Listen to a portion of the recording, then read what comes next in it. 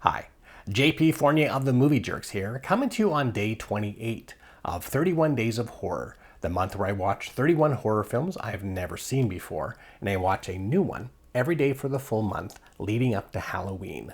So what do we get for today? Well, yesterday we had Hung Jury. Yeah. So today I'm watching Lore. Some stories can't stay buried. Four young, thrill-seeking friends book a horror-themed camping excursion led by Darwin, a strange and eccentric guide who one night encourages them to tell their scariest stories around a campfire. As they recount tales of sinister spirits and malevolent demons, the group soon realizes that these stories will have very real consequences for all of them. Okay. Sounds like another anthology story. So I'm game. Day 28, I'm watching Lore. Lore. Here's a fitting title for this anthology of horror tales, especially how it concludes with the wraparound, with the diabolical-looking Richard Brake at the helms. I've always enjoyed anthologies that can connect all the stories into one larger tale. And this wraparound does that nicely. However, you will have to watch the post-credit scene for that wraparound to make sense.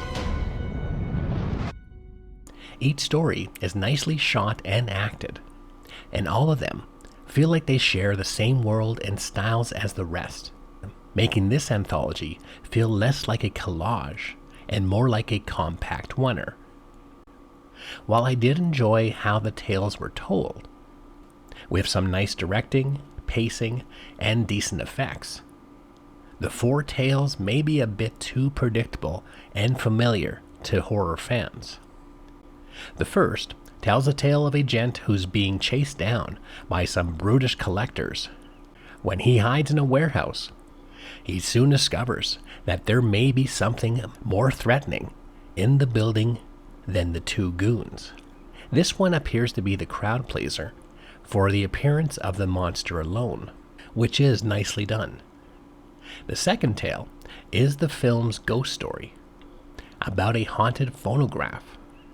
It has the best jump scares, creepy imagery, yet this one ends very abruptly, as if the writers didn't know how to finish this story. The third, which I suspect is supposed to be a sex comedy, with a very unlikable protagonist, and a reveal that feels a bit too obvious. Feels like a step down from the first two. However, the fourth story is the goriest of the quartet, slipping in some comedy to soften the blow.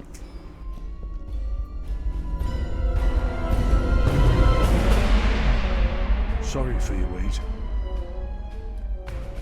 No worries, sir.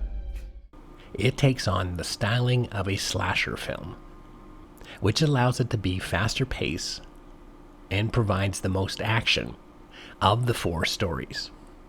And the wraparound is fun too, thanks to the always creepy smile from Richard Brake. Not just any story. Oh, no.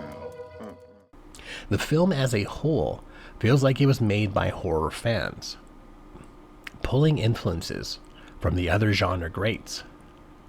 Now, while each tale is awfully predictable, the film has its own voice and style. It's not groundbreaking storytelling, by no means, but these familiar tales are fitting to the title of people who might be passing tales from one mouth to the next, which makes this one nicely fitting for the Halloween season. Oh, good night. And good luck.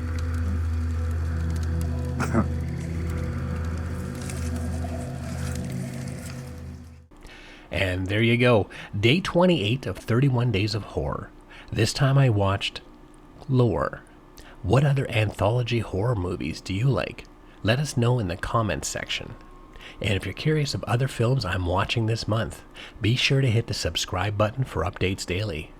And for other information about the Movie Jerks, you can go to www.themoviejerks.ca.